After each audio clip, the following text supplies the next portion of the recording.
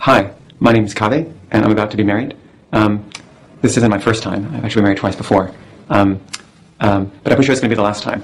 How can I know that for sure? I can't, obviously, but my last two marriages fell apart because I used to have this sex addiction problem, and I don't really have that anymore. Well, at least not in the way I used to. You see, about 10 years ago, I started going to these Sex Addicts Anonymous meetings. Hi, my name's Kave. I'm a sex addict. For me, it all started in Paris about 7 years ago.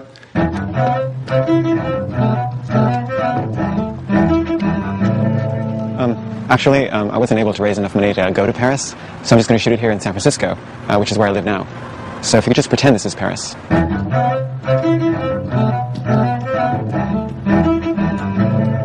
And that I'm 23 years old. So anyway, I was walking down the street one day when I saw this prostitute. The first thing that struck me was what she was wearing. But then I noticed her uncanny resemblance to my wife. I thought it was strange that I should be so turned on by this woman, and yet no longer the least bit attracted to my wife. Will you fucking shut the fuck up? This is Caroline, my wife. How I ended up marrying her instead of the person I was really in love with is a long story. But I should probably start by explaining that I never would have married Caroline if it hadn't been for the fact that she was French. And that her visa was about to expire. Actually, let me back up a second. This is Anna. She was my first real girlfriend, and the love of my life. We had met in college and had been together for 2 years. Now, I should probably explain that ever since I was a kid, I was obsessed with finding my soulmate. Every time I would meet a girl, I would think, is she the one? Is she the one? Or is she the one? I was constantly falling in love with the drop of a hat. But the girls I was attracted to never seemed to be attracted to me. Things went on like this for years, and I was starting to despair of ever finding a soulmate. And then I met Anna. She had the most beautiful soul of anyone I'd ever met. And the 2 years we spent together were the happiest of my life. It seemed that nothing could ever come between us, and that we would always be together. The only problem was that I was a philosophy major, and believed in free love. To me, monogamy was a form of private property, and I was against private property. Let me try one more different way. Our role models at the time were Jean-Paul Sartre and Simone de Beauvoir, because they were said to have had a polygamous relationship which had lasted their entire lives. Anna had had affairs, and so had I. Of course, we both got jealous at times, but we believed that jealousy was something to be transcended, and that it was possible to love more than one person at a time, which is how I ended up becoming involved with Caroline. We had met in Paris a few months earlier, and had spent 3 idyllic days together. I know I said that we couldn't afford to shoot in Paris, and we really can't, but the actress playing Caroline, her visa expired, and she actually had to go back to France before we could finish the film. Actually, let me back up a little. You see, I'd had a really hard time finding a French actress to play my wife. And then one day I saw this woman on the street who looked a lot like the real Caroline. So I started talking to her and found out that she was French. So I asked her to audition. So what do you do for money? What's your business that you do? I have a makeup company. Oh, really? Yeah. Are you a makeup artist? Yeah, well, actually, I teach people to makeup. Really? Yeah. You're a makeup artist teacher? Yes, I am. Now, I should probably explain that the real Caroline was also a makeup artist, which I took as a sign that I'd found the perfect person to play the role. But then a few months later, when we were about to do reshoots, something really weird happened. Okay, something really weird just happened. I was looking for a French prostitute to act in the movie for the prostitute scene. Where is it? There it is. I found this face. It says Rebecca Lord. So I open it. And I'm like, porn star Rebecca Lord, French. And I'm like, wow, she looks so much like Caroline. I go down. And I'm like, she looks so much like Caroline. And then it says here, working first as a makeup artist. That's what Caroline was. And then it says that she'll be visiting San Francisco August 7th through 11th. That's when we're shooting our reshoots. And I'm like, wait a minute. Caroline is a prostitute? And then there's all these movies. Here's her list of credits. Sluts of France. So I inadvertently cast a porn star to play my French wife. But anyway, getting back to the story. We had met in Paris a few months earlier, and had spent 3 idyllic days together. I'd been totally honest with Caroline about my relationship with Anna, and had even asked her, "Do you ever get jealous?" To which she had answered, Life is too short for that. I was blown away by her answer, and I found myself starting to fall in love with Caroline. But I still believed that Anna was the true love of my life. But then a month later, Caroline flew to the States to see me, and it was then that the trouble started. You see, Anna became jealous of Caroline, and insisted that I choose between them. I didn't want to choose between them. I wanted to be able to see them both. But then Anna got a summer internship in New York, and Caroline and I ended up spending the summer together. Which is why, when her visa expired, I offered to marry her so that she could stay in the States. Now, I should probably explain that I wasn't exactly the marrying type. In fact, I was totally against marriage. You see, I'd grown up during the Vietnam War, and I saw marriage as part of the same capitalist system that had produced the genocide in Vietnam.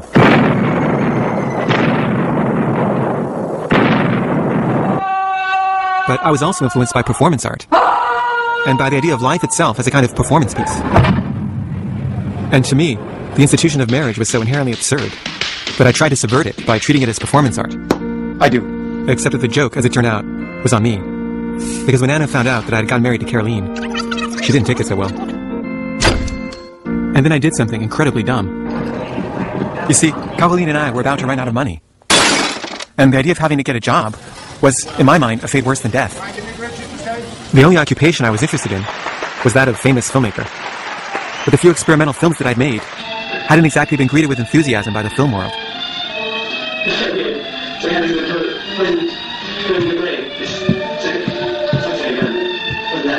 To remedy this situation, I had recently written a script about the French poet Arthur Rimbaud, which I was convinced would revolutionize cinema,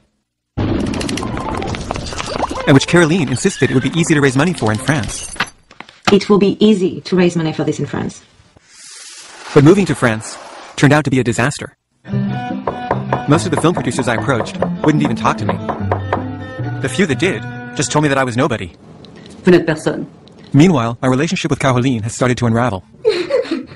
Caroline was insanely jealous of Anna, and would cry hysterically whenever I would write her a letter or talk to her on the phone. Hi, how you doing? I was starting to feel trapped, and it was hard not to blame Caroline for having gotten in the way of my relationship with Anna. And then one day, I got a letter from Anna, saying that she was going to be in Amsterdam, and asking if I would like to meet her there. I was ecstatic. I felt that I was finally being given a chance to get back together with Anna. But Caroline knew that if I left, I would never come back. So she decided to jump out a window. The thought of being responsible for her death was way more guilt than I could handle. Caroline! So I agreed never to see Anna again.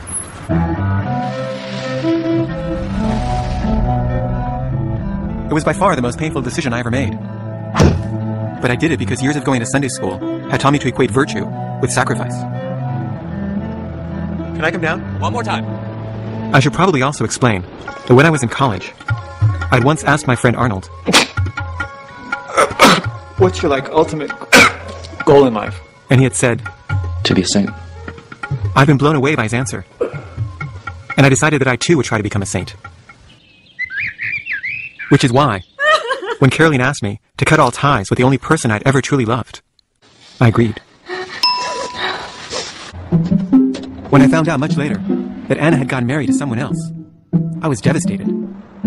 I had still been secretly hoping that Caroline and I would eventually break up, and that Anna and I would one day get back together. But now I realized that it was really over. I tried my best to transcend my feelings, and to resign myself to a life of quiet desperation. But the truth is, I was incredibly angry. I was angry at God. I was angry at Caroline, and I was angry at myself. But mostly, I was angry at Caroline. And then one day, I was walking down the street when I saw this prostitute. There was something about her that turned me on in a way that I'd never been turned on before. It was as if I'd been hypnotized. Tu viens? C'est combien? C'est 200 francs. And then I suddenly found myself saying something that I'd never said before. I said the words, Tu me suces? Now, I should probably explain that I'd always considered myself a feminist, and had even marched in an anti-pornography rally once. Which is why, when I suddenly found myself saying the words, Tu me suces? I half expected the prostitute to run screaming. Or to slap me in the face. The fact that she didn't but smiled instead and said, Je te suce, je te fais l'amour. made my head spin. Alors on y va? Il faut que j'y réfléchisse.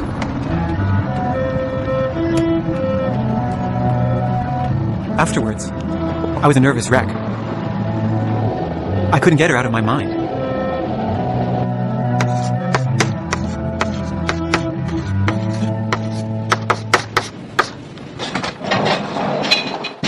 Hi.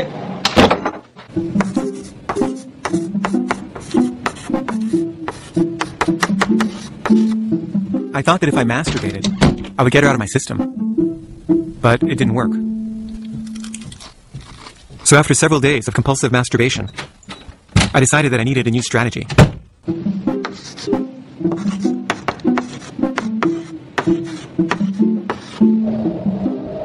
You see, I knew that she was just a regular person, but in my mind, I had somehow made her into an image of erotic salvation. And it seemed that the only way to get her off the erotic pedestal that I put her on was to have a real conversation with her. Unfortunately, she wasn't there.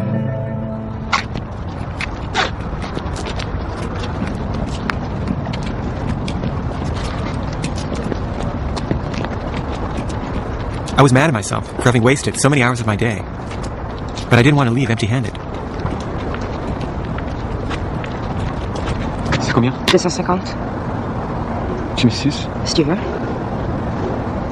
Il faut que j'y réfléchisse.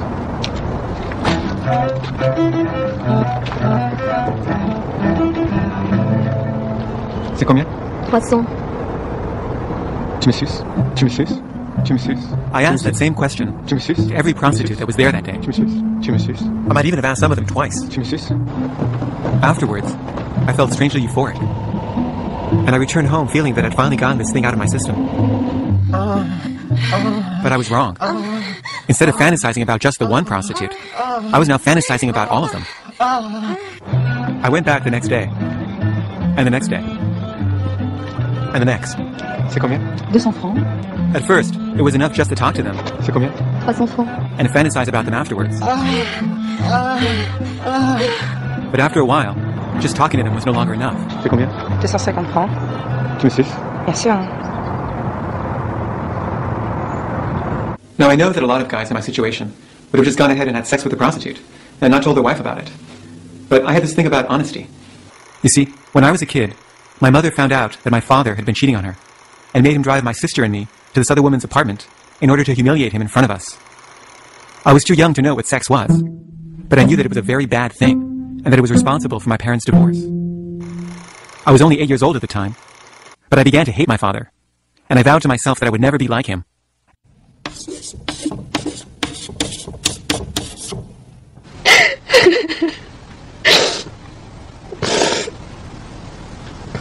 You know, if you really need to see a prostitute, you can. I don't want to see a prostitute. I want to try to resist, but I think I need your help. What do you want me to do? I just need to be able to talk to you. I think if I can talk to you about it, I'll be less tempted, and then it'll be easier for me to resist. Or you can talk to me about it. I can? Yeah, of course. God, I feel so much better. Are you tempted to have intercourse with a prostitute or just to get a blowjob? Oh no, just get a blowjob. I would never want to have intercourse with one. That would gross me out. Really? Oh yeah, you're the only person I ever want to have intercourse with. No promise? Yeah, I promise. Is there anything I can do to make you less tempted? Maybe if you could give me blowjobs more often? I don't mind. I can even give you a blowjob right now if you like. Okay. I felt guilty accepting her offer, but I thought it might be a good idea.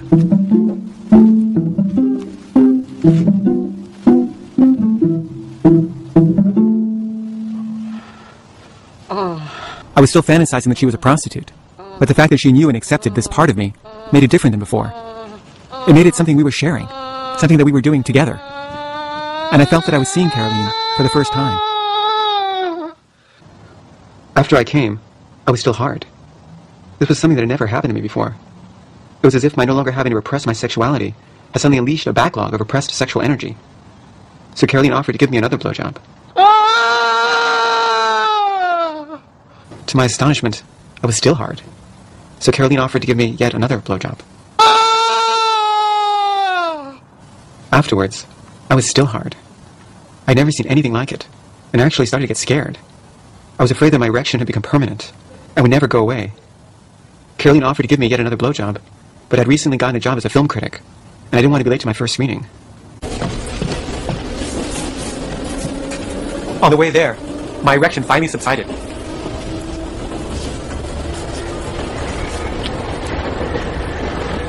At that moment, I was filled with boundless love for Caroline, and I felt closer to her than ever before. As part of our newfound intimacy, I started pointing out to Caroline the women I was attracted to. I like that one. That one? She's gross. Not to me. I like that one too.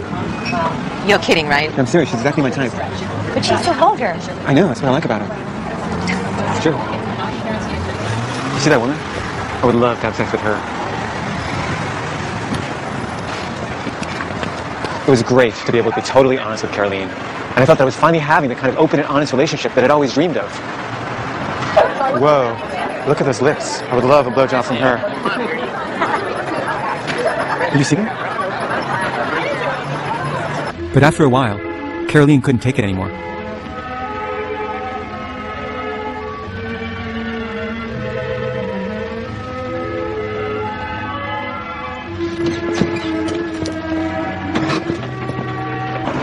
What's the matter? What do you think? I'm sick and tired of you staring at other women all the time. It's humiliating. What do you want me to do? You want me to hide the fact I'm attracted to somebody? How would you like it if you saw me drooling over every guy I was attracted to, huh? Well, I'd probably feel a little jealous, but I'd try to transcend it. I would. Didn't you say you wanted me to be totally honest? Well, I've changed my mind. But my not being able to be totally honest with her made me feel alienated once again. And I started obsessing about the various women I would see on the street. I remember this one time, I saw a woman on the subway that I was particularly attracted to. I don't know what I was thinking, but I suddenly started following her. For some reason, I was dying to reach out and touch her butt.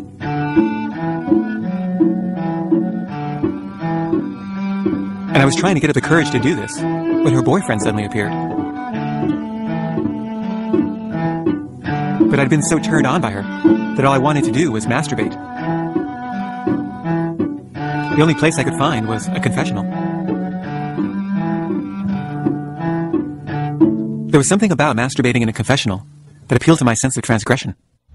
And it wasn't long before I had masturbated in every cathedral in Paris. Meanwhile, Caroline and I had started fighting more and more. And I had started threatening to have sex with a prostitute in order to get her to stop fighting with me. I'm gonna go have sex with a prostitute. Fine! Go get your dick sucked by a prostitute. See if I care.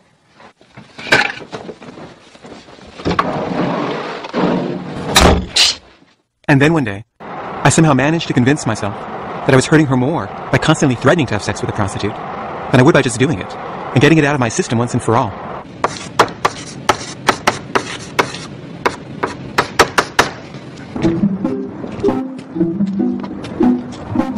C'est combien? 250 francs. Tu me suces? Je te suis, je te fais l'amour. I wanted to reach out and touch her butt, but I felt shy. I didn't know if that was allowed.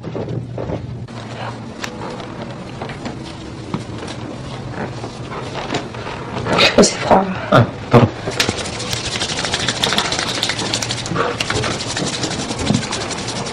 Je peux? Vas-y, essaie pour voir. C'est encore trop froid. Ah bon. Donc tu viens?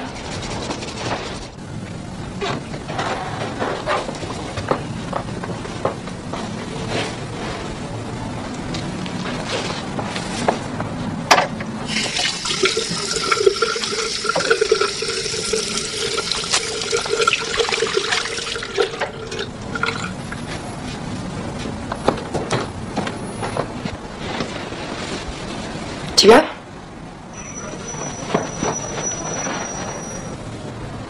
Bah tu viens pas? Je préfère être debout. Te mettre debout, hein?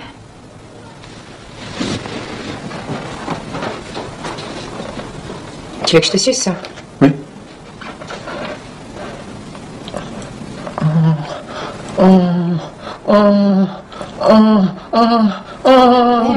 Tu jouais pas dans ma bouche, hein? Ah bon? Alors j'aime pas ça. Je crois que c'est ce qu'on avait dit. Non. J'ai dit je te suce. Pas que tu pouvais jouer dans ma bouche. Ah bon? Tant pis. Je vais m'en aller. Mais tu veux pas faire l'amour? Je veux juste me faire sucer. C'est pas grave, je vais m'en aller. Mais non, tu veux pas partir comme ça. On va faire l'amour, allez viens. Non, vraiment, c'est gentil, mais je préfère pas. Mais pourquoi tu veux pas faire l'amour? Je préfère pas, je ne sais pas. Bah, je te plais pas? Si. C'est juste que j'ai peur d'attraper une maladie. Bon, bah, c'est facile ça.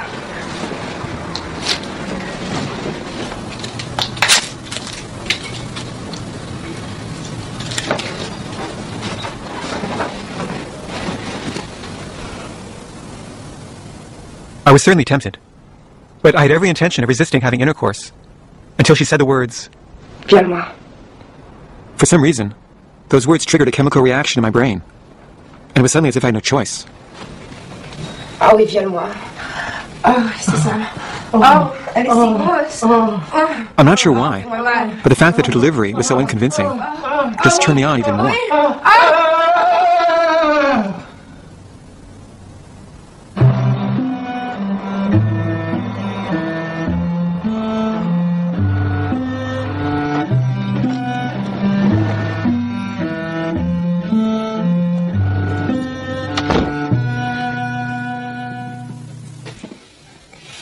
There's something I have to tell you.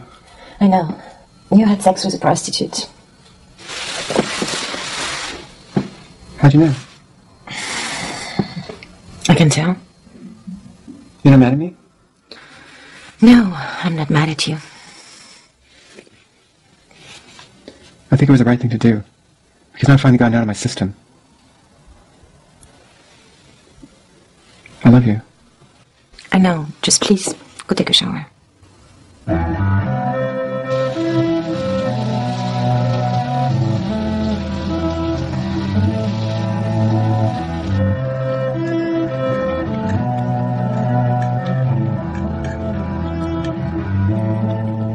So, tell me what happened. I told her the whole story. But when I got to the part about the intercourse, she got pretty upset. You had intercourse? Yeah. But I used a condom. You promised you weren't going to. I know, I'm sorry. I tried not to, but I couldn't help myself. She said the words rape me. I just got really turned on after that. Now, I think I should explain that this was especially difficult for Caroline to hear, because she herself had been raped. I had hoped that being completely honest would bring us closer together, but I had seriously miscalculated.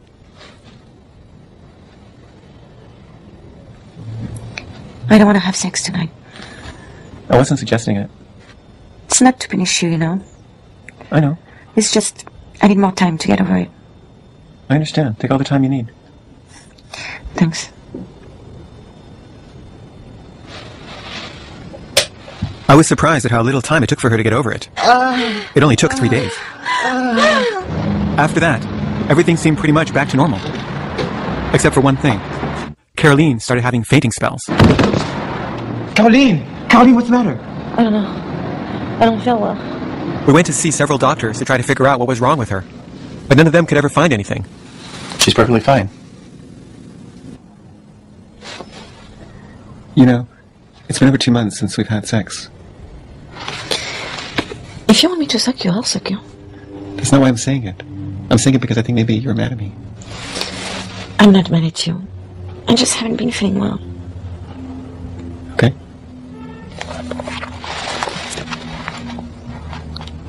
Are you sure you don't want me to give you oral sex? Gabby, I really don't feel well. Okay.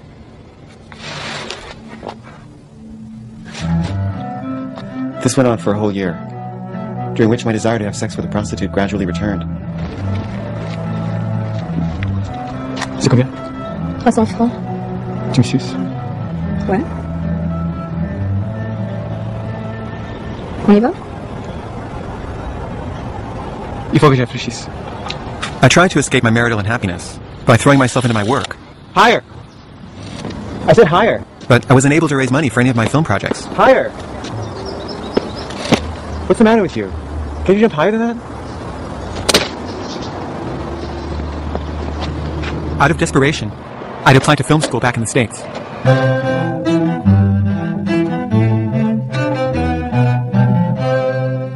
Soon after we moved to Los Angeles, Caroline confessed to me that she had fallen in love with my friend Gary. And then she fell in love with my friend Keith. And then she fell in love with my friend Teddy. A week later, she and Teddy moved in together. And a year later, they were married.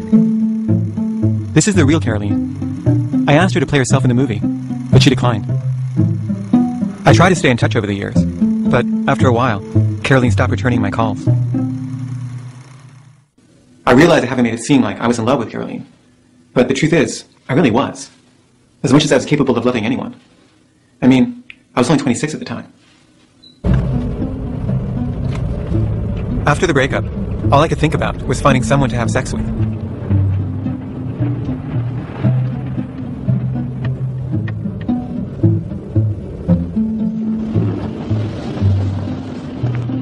Hi, can I get in? How much? How much do you want to spend?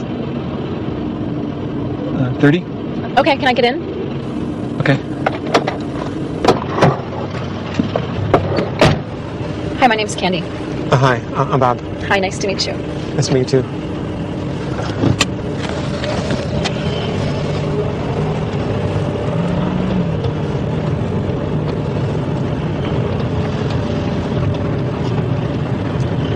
Where are we going? Pull over right here.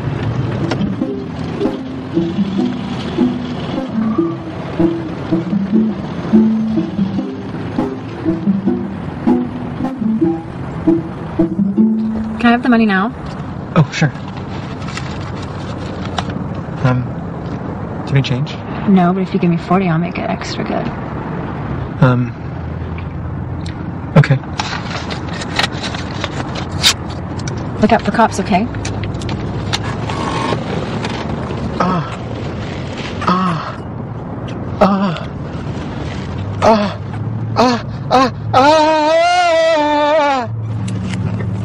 Bye.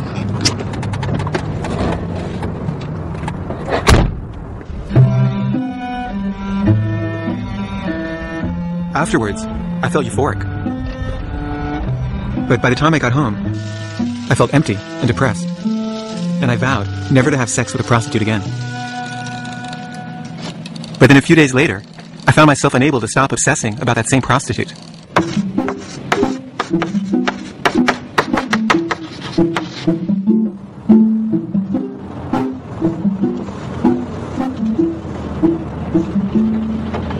Want a date? It was becoming a pattern. Every time I would have sex with a prostitute, I would feel empty and depressed afterwards, and I would vow never to do it again. And yet I honestly believed that if I just did it enough times, my desire to have sex with a prostitute would eventually go away.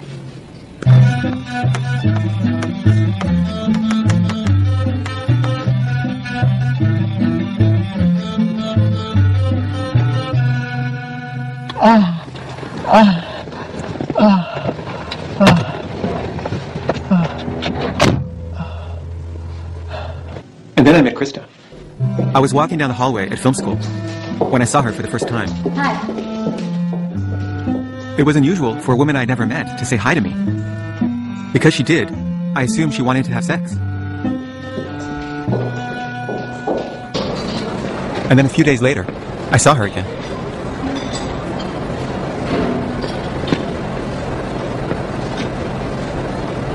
Excuse me. Do you know how to open these? I can't figure it out. Try.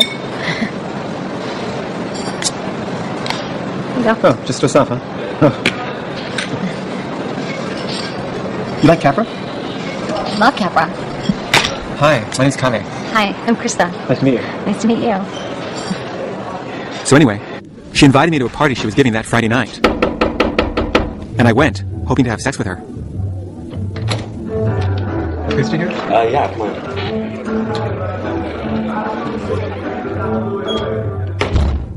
I failed to get her to have sex with me. But I did get her to lend me a copy of her screenplay. It was one of the best screenplays I'd ever read.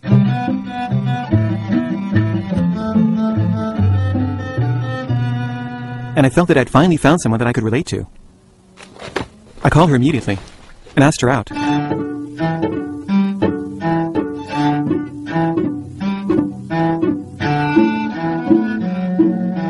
It was then that it happened.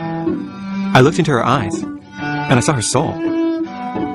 Until then, she'd just been someone that I wanted something from.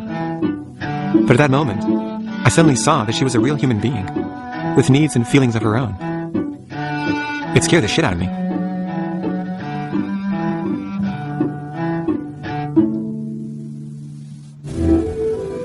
And then one night, we were watching Vivre sa vie by Jean-Luc Godard, about a woman who becomes a prostitute. You know what I heard? What? I heard that Godard has a prostitute fetish in real life. Can you believe that? Yeah. I can't. He seems so sensitive to women. Well, that doesn't mean anything. I mean, I'm sensitive to women, and I have a prostitute fetish. You're kidding, right? No, I'm serious. I can't believe that. Well, it's true. Kavi, how is that possible? I mean, how can you justify that to yourself?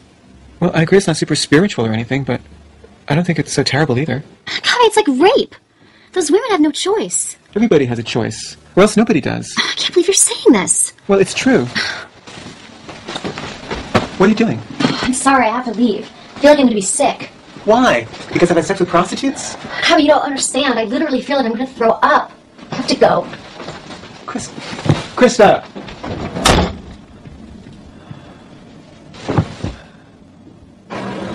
A few days later, I saw her again. Hi. Hi.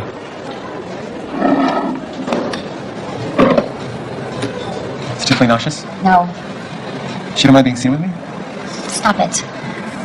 I'm sorry. I just felt like you thought I was disgusting. I don't think that. It's like I'm still doing it. I know. I'm sorry. I don't want to hide anything from you. Do you want to be honest? I do. Kavi, let's make up.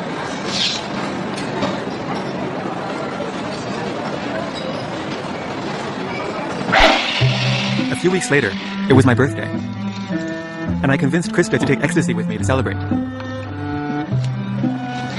Okay. Thank you. That night, we felt closer to each other than ever before. But ecstasy isn't just a love drug. It's also a truth serum. I love you so much. I love you too. You do? I do. Oh. I don't want there to be any secrets between us. Kavi, I don't. I don't either. Can I ask you something? Yeah. You tell me the truth? Yeah. There isn't anything that you've never told me before, is there? I can take it. Yeah, there's one thing. What? I don't want to tell you, but I've been scared. Kavi, you can tell me anything. Okay. Okay. Sometimes when we're having sex, Yeah? I fantasize about other women. Krista was devastated by my confession and became hypersensitive about other women. She would notice them even before I would, and immediately scrutinize my face for any sign of interest. It was unnerving after a while, so I tried to be upfront about it. She's pretty sexy. She's more your type than I am, isn't she? What are you talking about? And then one day, I was on my way to meet Krista for lunch when I decided to stop and get some gas.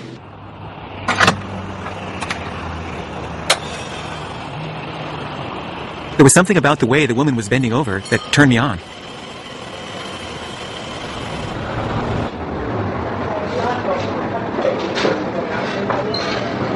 Hi, I'm really sorry. Hey, I've been waiting. I know, I'm sorry. I had a little masturbatory episode. What? I stopped for gas. Did you just say a little masturbatory episode? Yeah, I just stopped for gas, and there was this woman who was kind of bending over with gas in her car, and she was really sexy, and I just got really turned on the way she was bending over, and I slept in my apartment so I could masturbate. But it was really no big deal. I just thought I should tell you.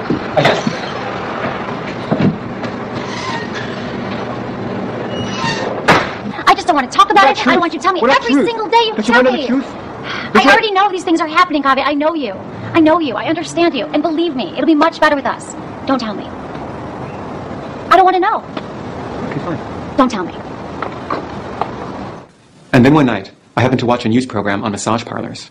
Vice investigators say they recently found 7 brothels masquerading as massage parlors.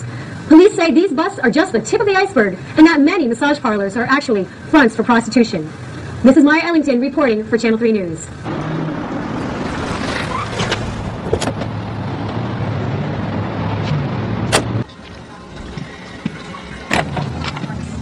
Want a massage? Yeah, how much? $40 for half hour. Does that include everything? That includes half hour. Who gives the massages? Different girls? Are you one of them? No. Can I see what they look like? No, you have to pay first. Hey, get out of here! Get out of here! I'm sorry. Get out of here! Sorry. You get out of here! Get out of here! I visited every massage parlor in LA. At first, it turned me on just to grab the receptionist's breasts and get thrown out. But after a while, even this was no longer exciting enough. And then one day, I had an idea.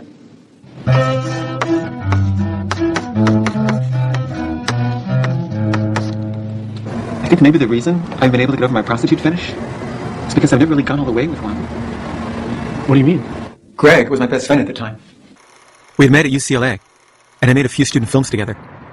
I mean, I've never really treated one the way I do in my fantasies. Which is how? Which is pretty violent. Like, in my fantasies, I'll grab whoever it is by the hair, and I'll make her say things like, I want to suck your dick and stuff, and maybe call her a bitch or a slut, and then, like, start fucking her really hard in the mouth and, like, make her gag and stuff. Interesting. But in real life, I've never done that. Why not? Because I want them to like me. I see. So what I'm thinking is that maybe if I went to a prostitute one last time, I just did everything I always fantasize about doing, then I think maybe I could get out of my system once and for all. Will they let you do those things? I assume. Sounds like it's worth a try. It is, right? Yeah, give it a try. But I couldn't do it behind Krista's back. I mean, I had to tell her, right?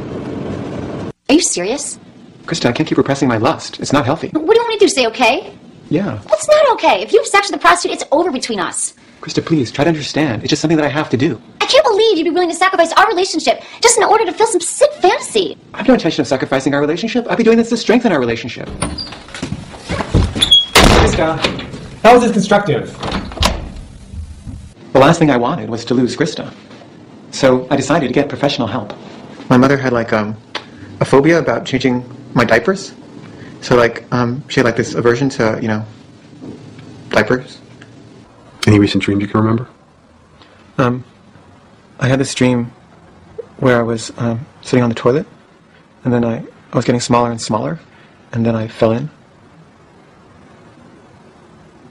I need you, Mommy! Louder. I need you, Mommy! Harder. I need you, Mommy! That's it. I need you, Mommy! it. I need you, Mommy! Louder. I need you, Mommy! But none of it seemed to help.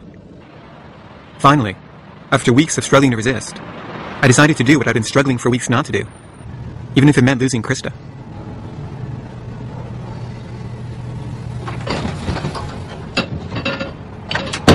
Take up clothes. Suck at me. You give you money? Okay. 20 now, and 20 later if you do everything I say. Oh no, standing up. Yeah. Yeah. Oh, wait. First say I want to suck your dick. No, wait. First say I want to suck your dick. No understand very good English. Say, I want to suck your dick. No understand. Say, I. Wait. Say, I. Say, I. Say, I. Say, I. The fact that she had no idea what I was saying took a lot of the thrill out of it. Okay, fine. Just suck it. Oh, yeah. Suck it. Yeah. Suck it, you bitch. Yeah. Suck it, slut. Yeah. Oh, yeah, you love it, don't you? You little slut. Hold on. Stand over here. Come here. Yeah.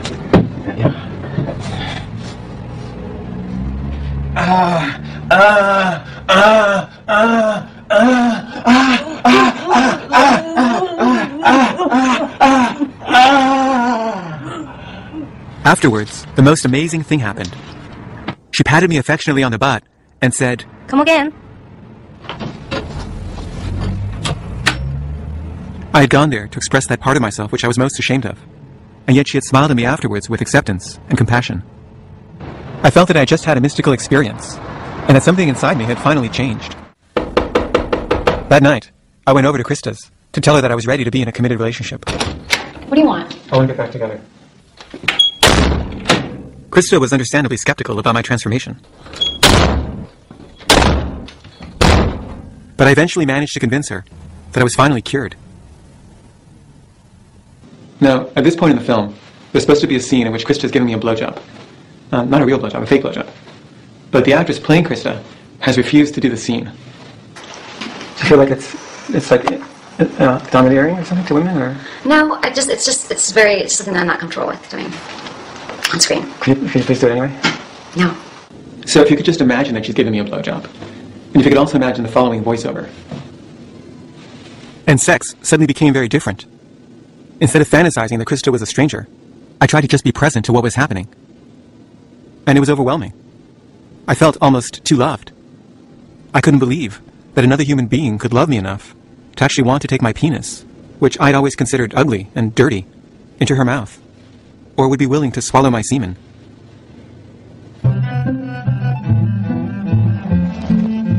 Hey, sweetie. Hi. I missed you. How's it going? All right. Oh, what's the matter? There's something I have to tell you. What? Remember I told you I was going to see a movie with Robbie tonight? Yeah. Well, afterwards, I couldn't help myself, and we started making out. What do you mean you couldn't help yourself? I don't know, it just happened. I wasn't planning it or anything. What do you mean by making out? We just like kissed and stuff. What do you mean and stuff? We just fooled around a little. You know what happened? I'm supposed to see him tomorrow night for dinner. But I'm going to tell him I made a mistake, and I can't keep seeing him in that way. Kaveh, I'm sorry. I felt incredibly jealous, but I tried my best to transcend my feelings. I can't do this. I feel like I'm kissing Robbie. I feel like I can taste his saliva in your mouth. Well, how do you think I feel when you have sex with a prostitute? I could see her point, and I knew that I had no right to be jealous after everything that I'd put her through, but I just couldn't help myself. That night I called Robbie at 3 in the morning, and I asked him as a personal favor to me to please stop making out with Krista, and he agreed. Thanks, Robbie. I really appreciate it.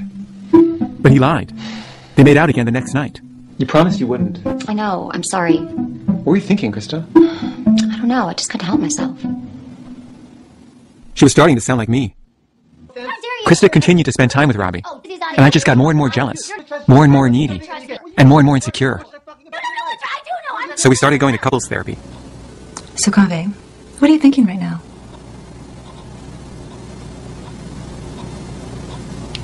I was thinking that I'm attracted to you. Meanwhile, our fighting started to escalate out of control. And before I knew it, my desire to have sex with a prostitute had returned.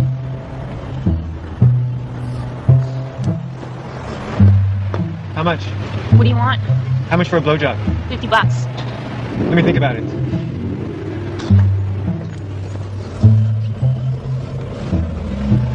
After that night, I started cruising regularly. Sometimes until dawn. And then I met Devin. I'd been invited by the Austin Film Society to show a film that Greg and I had co-directed. Devin was one of the organizers. Hey. That night, we ended up getting stoned together, and I found myself suddenly feeling very attracted to her.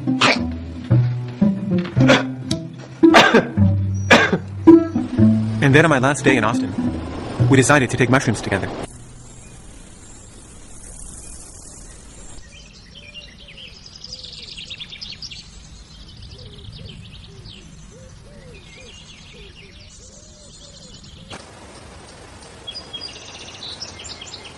Tripping with Devin was one of the most mystical experiences of my life. I felt like we understood each other in a way that I'd never thought possible between two people.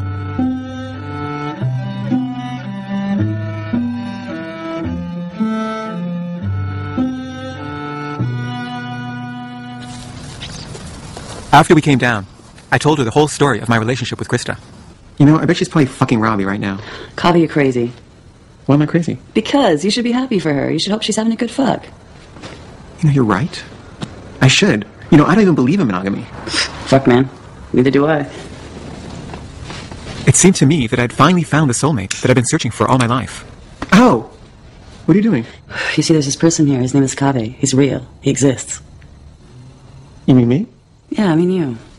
Look, as noble as it is to try to sacrifice yourself and your needs for her, you have to be true to yourself, because you're real too. But the problem is, I can't stand to hurt her. You're hurting her more by prolonging a relationship that isn't working than by ending it right now. Yeah, but I'm also scared. I'm afraid of being lonely, and horny, and desperate, and always on the prowl. I hate that. Those don't sound like very good reasons for staying together. You're right. I agree with everything she said, but I wondered whether Devin would be able to accept my prostitute fetish any better than Krista. But Krista's really been trying. I mean, I'm fucked up too. Like, for example, I have this prostitute fetish. Big fucking deal. Everybody's got stuff like that. When Devin said those words, it suddenly struck me that it wasn't my prostitute fetish that was the problem. It was Krista that was the problem.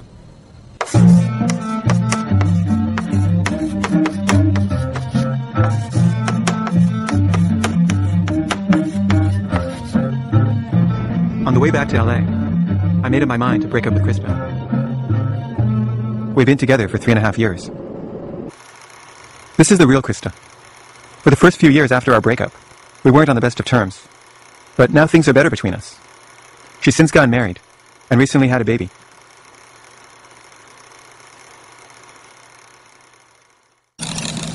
After the breakup, I couldn't stop thinking about Devin. For the next month, I wrote to her every day. And when I received an invitation from 2 European film festivals, I invited Devin to come along. Our first few days together were idyllic. But then things got more complicated.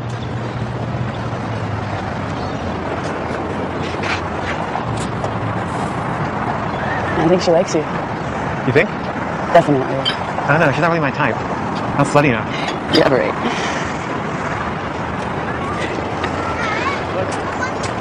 You know, if you want to see prostitutes while we're in Europe, feel free. You can just go, hey, Devin, catch you later, and go and do your thing. You know, I was thinking about what you said earlier, and I just wanted to say that, you know, I really do want to get over my prostitute fetish. Yeah, I do. But it did occur to me that maybe if I could get you to watch while I had sex with one, that might be really healing for me.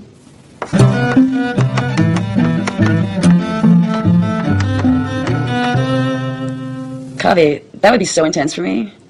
Really? Yeah. It's just that, like, a lot of it has to do with shame.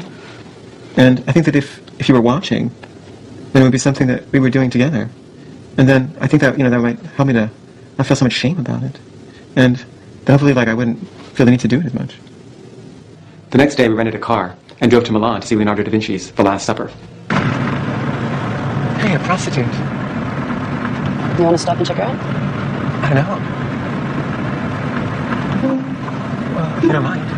No. Go for it.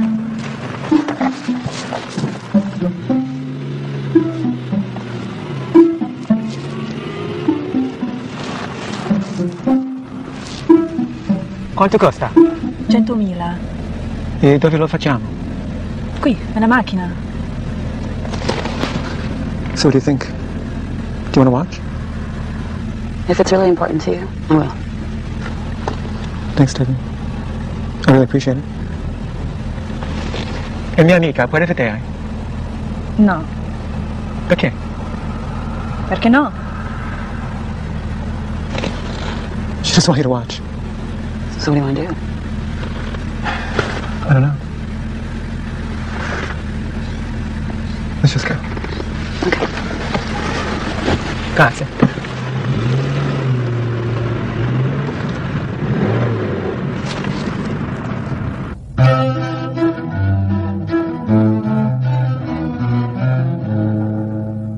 On our last day in Italy, I saw the girl from the boardwalk again.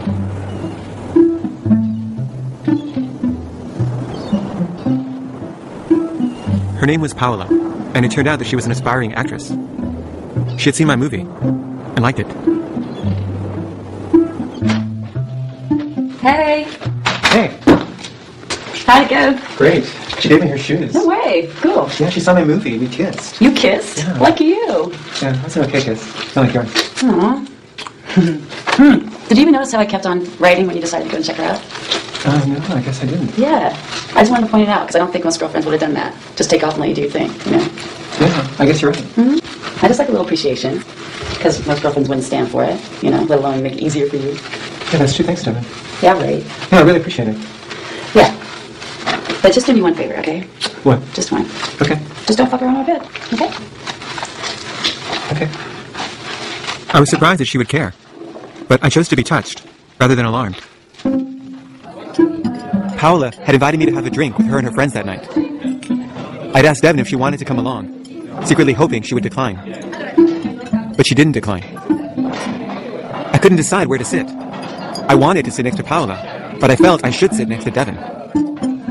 I decided to compromise by sitting next to neither, thereby remaining equidistant from both, like Christ in Da Vinci's The Last Supper.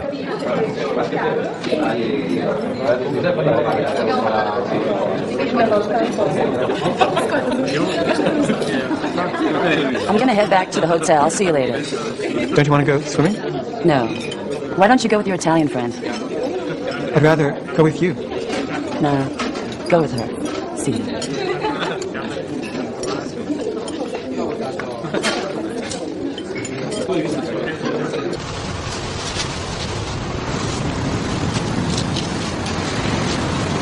Are you sure you don't want to swim naked? Yes, I'm sure. No, it'll be fun. No. Yeah, really.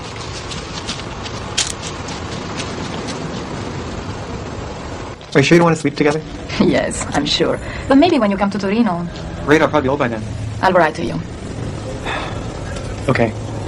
And if ever you need someone to act in one of your movies, just give me a call. That was the line that made me hate myself. Okay. I felt like a sleazy Hollywood film director. On the way home, I had a nightmarish vision of my future. I saw myself 20 years later, aging, and still alone. By the time I got back to the hotel, I was feeling empty and depressed. All I wanted was to get into bed and snuggle up next to Devin.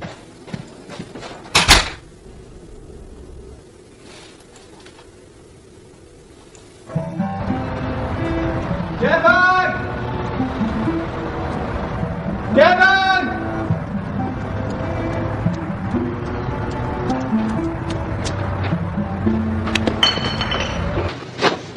So did you fuck her? No, I didn't. Why not? She wanted you. Not enough, apparently. Well, I almost fucked somebody. Some dude that I met in a bar. Yeah. Sorry. I felt jealous and insecure, but I wanted to believe that Devin and I were engaged in a high-minded experiment in self-transcendence. The next day, we flew to Munich. Fuck, I got such a fucking hangover. Let's get in this. Can I have a scotch, please? One scotch? Yeah. I thought you had a hangover. I do. That's why I need a drink. Is that a good idea? It's the only way. It's true. I know what I'm doing. Okay. But this is my last drink. I promise.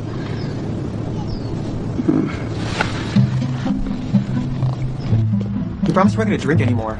Well, the guy kept buying me beers. I couldn't really turn him down. Why not? Free beers, man. It was starting to dawn on me that Devin had a drinking problem. No, I should probably explain that the actress playing Devin had a drinking problem in real life.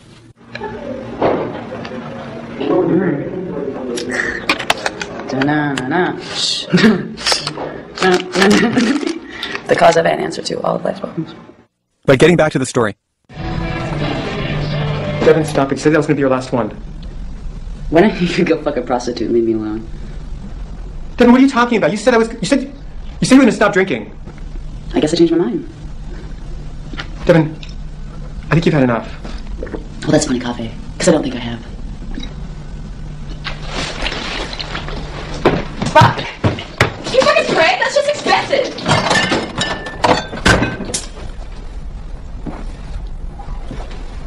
I was starting to miss Krista. That night, I spoke to every prostitute in Munich. Wie sagt man, Blasen? Blasen? Blasen, ja, Blasen. Wie viel für Blasen? Wie viel für Blasen? Wie viel für Blasen? After conversing with the street prostitutes, I made the rounds of the brothels.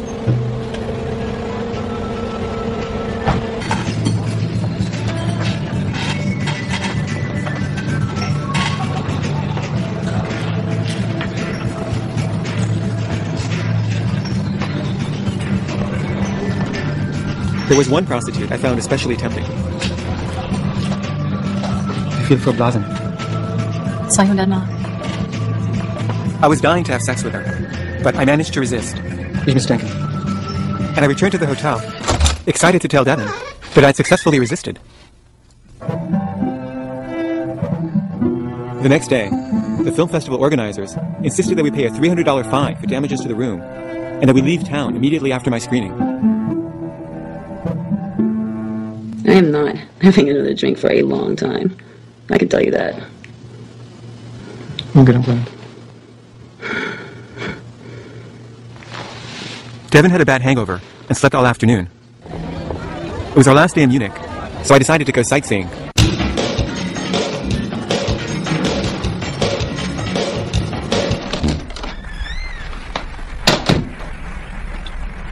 Cheers. Fuck you, Devin.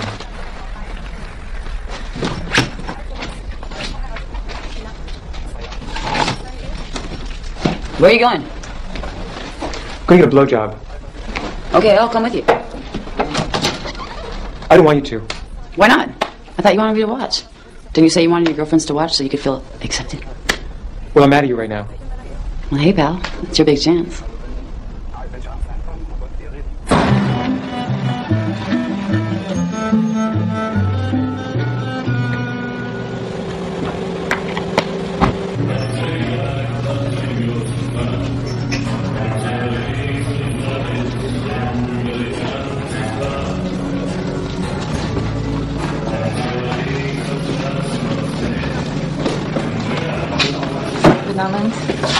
Do you speak English? Yes.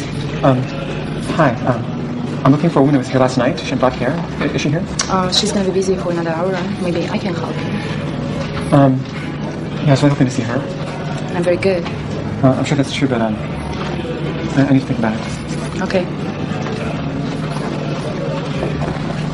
This is what I came for. So why don't you get your dick sucked by mine? Because I like the other one better. Well, she's not here. She's here. She said she's with a customer. She'll be done in an hour. An hour? We're gonna wait an hour? I need another drink. Devin, we can't afford another drink. What do you mean we can't afford another drink? You bring your girlfriend to a brothel and you won't even buy her a drink? Devin, we only have 200 marks left. It's just enough for me to get a blowjob. It's not enough for a drink and a blowjob. Man, fuck you, Kave. I want a drink. Devin, you haven't even finished what's in your glass. There, it's finished.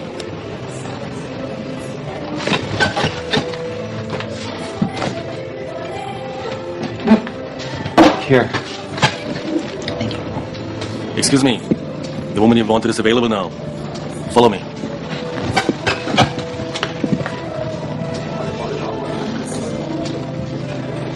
I'm sorry. I was looking for a different woman with black hair. She was here last night. She's not here tonight. That wasn't her. What do you mean? The one I wanted isn't here tonight. We waited a fucking hour and she's not here? Yeah. So what do you want to do? Do you want to go? I'm not sure. I can't decide. Well, why don't you fuck one of those? I don't know. I really wanted that one. You know, I'm not attracted to any of the other ones. We came all the way here. You might as well do it. So, you want to go upstairs with me? Maybe. I'm not sure. I can give you very much pleasure. I'm sure that's true. So you ready? I don't know. I can't decide. Maybe I can help you decide. What do you think? Well, it's certainly very tempting. Where are you going? Don't worry about her. She'll be fine. Where are they going? She won't hurt her. I'm sorry. I have to go.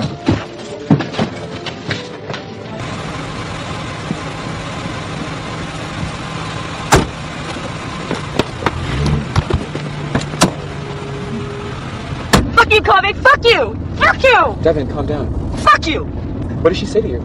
She was actually concerned about me, unlike you. She said, come with me and I'll take care of you and I'll make you feel better. Did she mean sexually? It's all you can think about, isn't it? Well, is that what she meant? I'm getting out. Devin, no, wait! Devin, close it!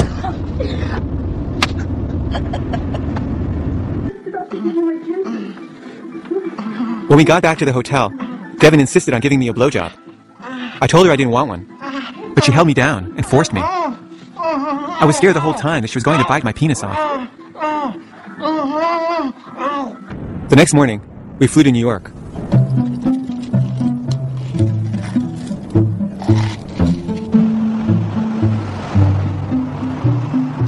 How much?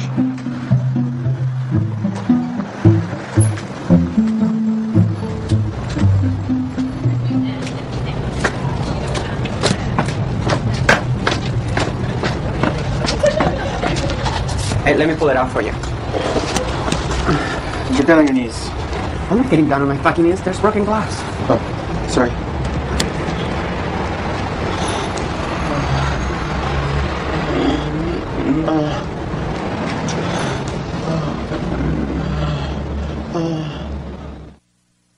The next day, we went our separate ways. I wanted to say I love you, but I couldn't. But as I headed towards the gate, I felt able to say it, and wanted to. But it was too late. This is the real Devin. We remained friends over the years, and she later appeared in a film I made called I Don't Hate Las Vegas Anymore. By then, she'd already been diagnosed with cancer, and had just undergone chemotherapy. She died 3 years later.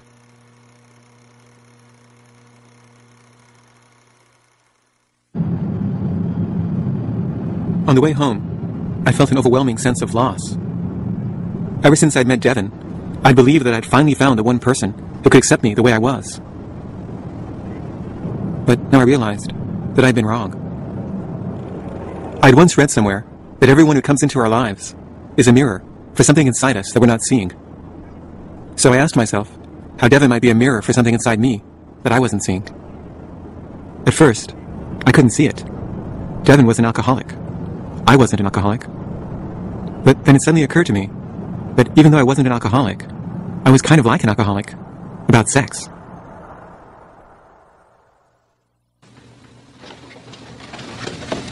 Kava? Yeah, hi. Hi. Back in LA, I went to see a therapist who suggested I attend a Sex Addicts Anonymous meeting.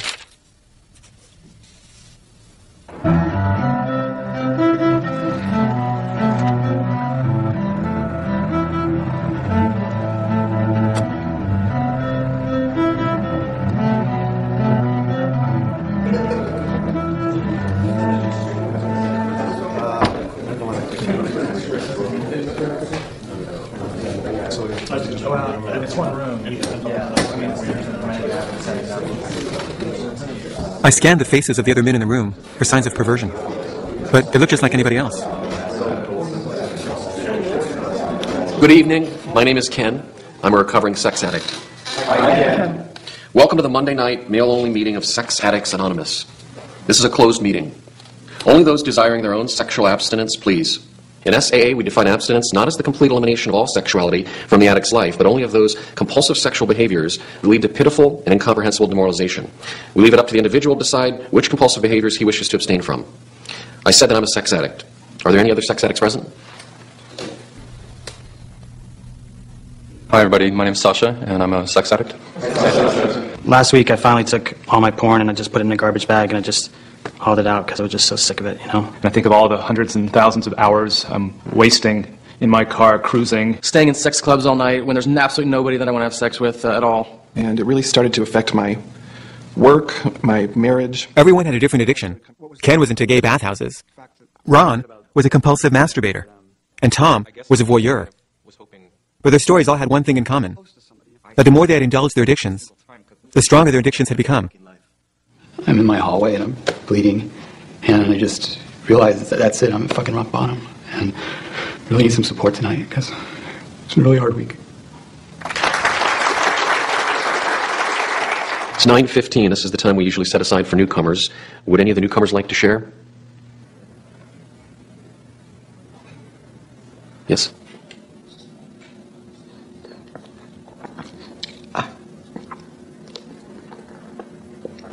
As you can see, I'm not very good at crying on camera.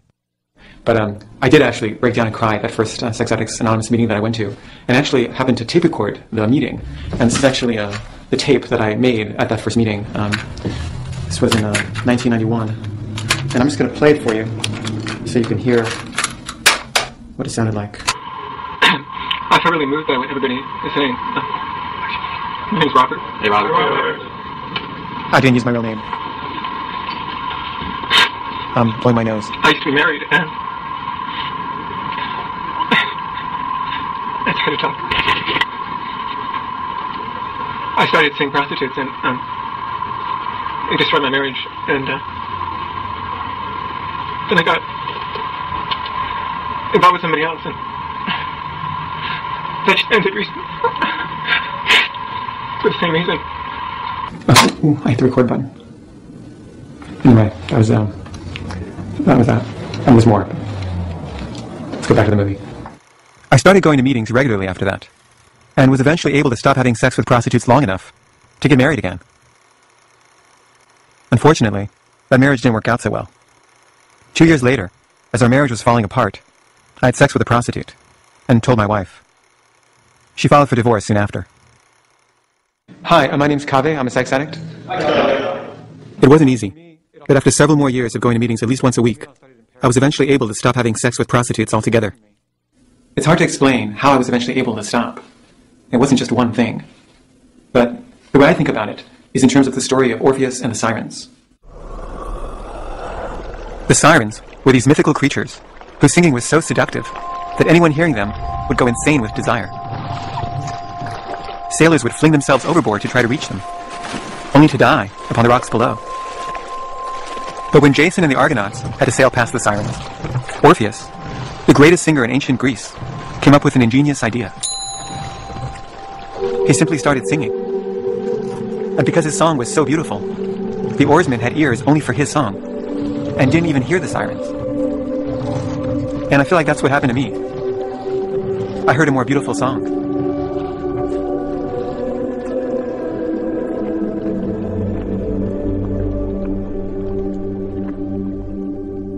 And then I met Mandy. Hi. This is Mandy. We just went swimming. We met in a dance class and fell in love soon afterwards. We've been together for 7 years now, which is by far the longest I've ever been with anyone. Now, I'm not saying we never fight. Mandy, I was willing to talk about it. You weren't. We fight a lot. No, he's in here. He's filming me. But fighting no longer makes me want to go have sex with a prostitute or look for a new girlfriend. Instead, I just hang in there and really try to work it out. I could go on and on about how great she is, but the wedding's about to begin. Great, let's do it.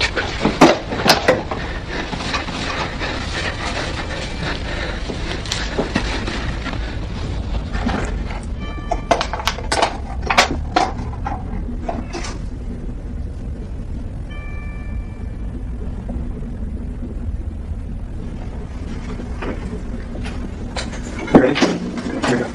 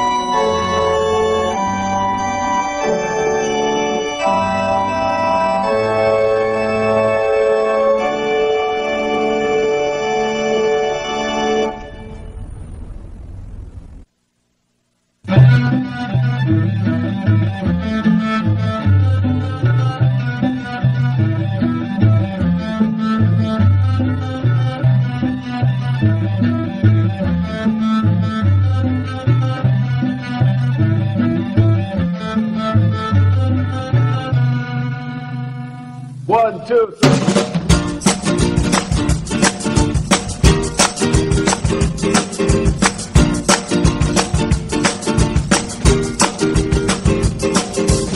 Well, my baby loves me now, even more than I prayed for.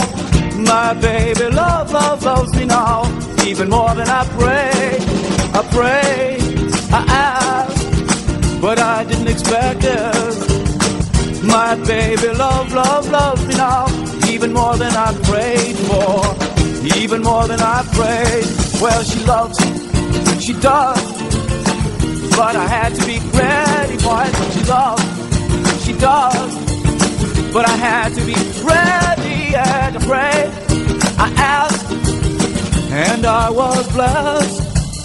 Well, my baby loves me now, even more than I prayed for, even more than I prayed.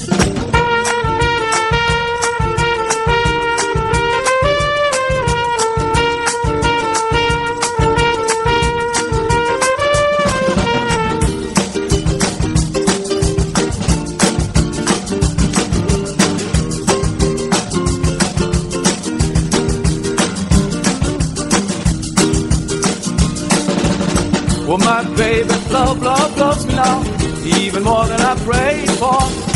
Well, my baby loves me now, even more than I prayed. Well, she loves, she hates, but she communicates. And my baby loves me now, even more than I prayed for, even more than I prayed. Well, she loves, she does, well, but I had to be ready for it. She loves, she does, but I had to be ready and I prayed, I asked, yeah, and I was blessed. La la la, my baby loves me now,